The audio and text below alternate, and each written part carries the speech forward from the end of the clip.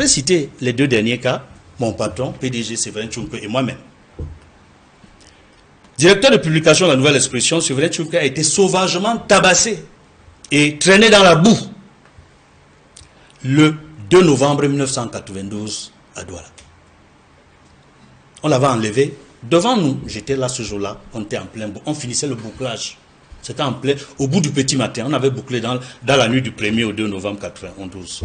Un policier en civil, que je ne citerai pas ici, mais qui n'est plus dans ce monde, parce qu'il y a ce qu'on appelle le karma. La manière dont il est mort, c'est en fait le retour de ce qu'il a fait à mon patron. Brutalement, il est mort brutalement, un camion l'a écrasé d'une manière qu'on ne peut pas décrire.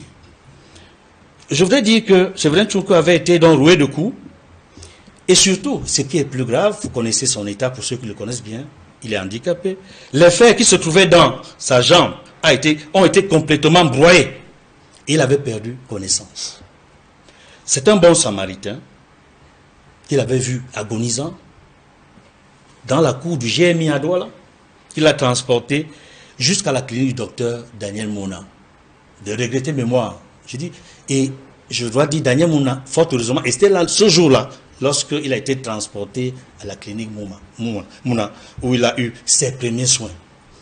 Et j'ai pu également ajouter que c'est grâce à un confrère, Benjamin Zebazé, qui était à l'époque à Challenge Hebdo, que certains connaissent bien sur Facebook, parce qu'il était présent sur Facebook, que Séverin Tchouke a pu quitter le Cameroun dans des conditions très difficiles pour se retrouver en Europe afin d'être opéré. Parce que s'il n'avait pas subi ces opérations-là, je crois qu'aujourd'hui il ne marcherait plus.